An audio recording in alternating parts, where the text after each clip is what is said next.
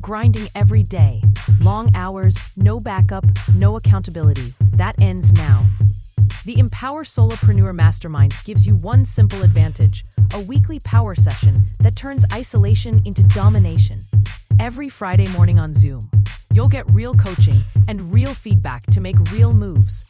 Join a group of driven professionals in a program designed for solopreneurs and people working at home. Stop getting stuck. Start scaling. Seats are limited. Lock in yours today at modernobserver.com/empower-mastermind.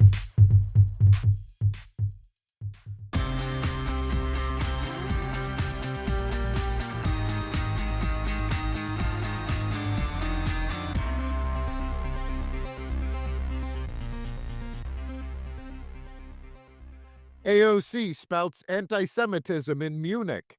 $5 billion pledged to rebuild Gaza. The death of a civil rights leader, and more.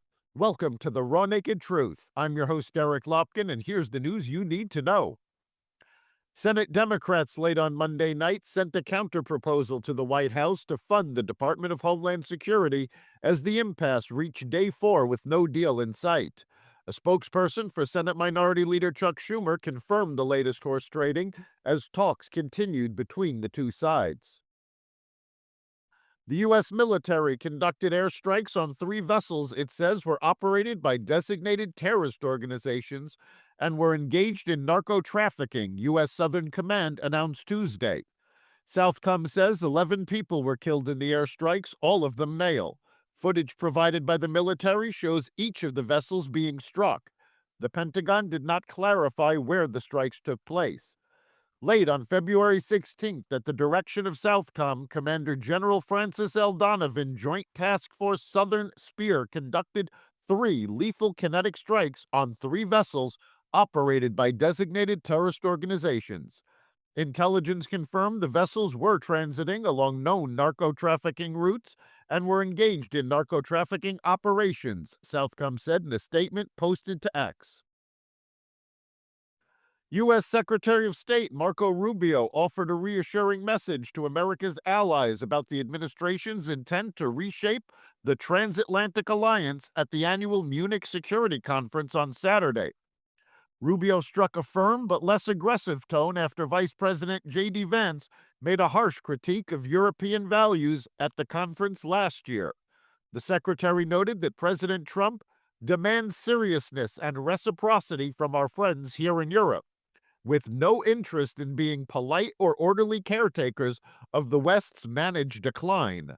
President Trump and his administration repeatedly have put Europe on notice for devolving into a culture of political correctness, speech policing, and a security system that heavily relies on U.S. funding and military might. Representative Alexandria Ocasio-Cortez spouted anti-Semitic remarks and alleged at the Munich Security Conference on Friday that U.S. aid to the Jewish state enabled a genocide by Israel. AOC's attack on the Jewish state in Munich unfolded in the birthplace of Adolf Hitler's Nazi movement that carried out the worst genocide in human history. Military experts and genocide researchers have debunked the allegation that Israel carried out a genocide against Palestinians during its self-defense war against the Hamas terrorist organization that started after Hamas terrorists attacked communities in parts of southern Israel on October 7, 2023, that saw over 1,200 Israeli and foreign nationals killed and 251 brutally kidnapped and taken into Gaza by Hamas and other terrorists. AOC continued her talks in Munich with inaccurate historical facts and word salad that has received widespread derision. Members of President Donald Trump's Board of Peace have pledged more than $5 billion in aid for Gaza, the president announced Sunday. Trump made the announcement on Truth Social, saying the funding would be formally pledged during a February 19th meeting in Washington, D.C. The Board of Peace was chartered in January and currently includes nearly 20 countries. On February 19, 2026, I will again be joined by Board of Peace members at the Donald J. Trump Institute of Peace in Washington, D.C., where we will announce that member states have pledged more than $5 billion towards the Gaza humanitarian and reconstruction efforts and have committed thousands of personnel to the International Stabilization Force and local police to maintain security and peace for Gazans, Trump wrote. Very importantly, Hamas must uphold its commitment to full and immediate demilitarization.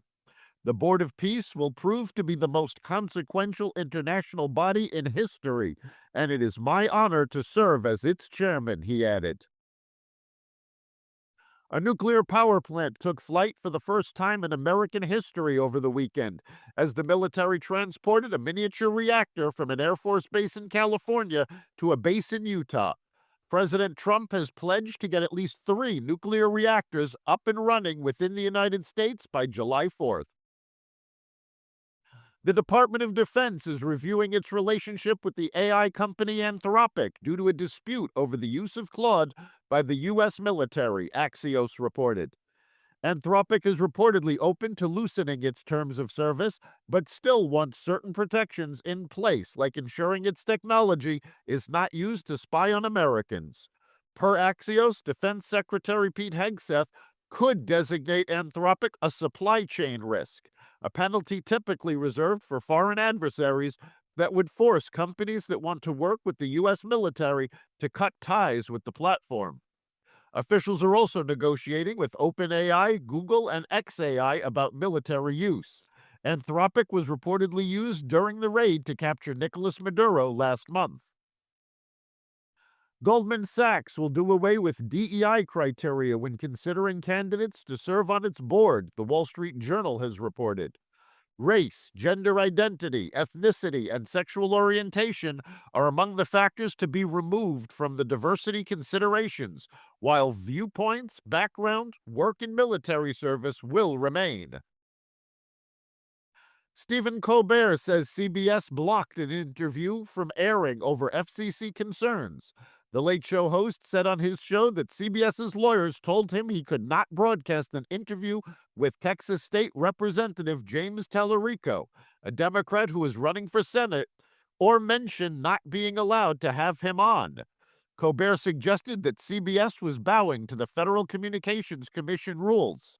CBS said yesterday it did not force the interview off the air, but had provided legal guidance to the show, and Colbert decided not to air the segment. Colbert's theatrics have become commonplace since his contract was not renewed. The equal time rule was put in place by the FCC at the beginning of television in the mid-20th century, but was pared back several years ago and reinstated in January 2026. Reverend Jesse Jackson died Tuesday at 84, his family announced in a statement. It is with profound sadness that we announce the passing of civil rights leader and founder of the Rainbow Push Coalition, the Honorable Reverend Jesse Louis Jackson, Sr. He died peacefully on Tuesday morning, surrounded by his family, the statement said. That's the Raw Naked Truth for February 18th, 2026.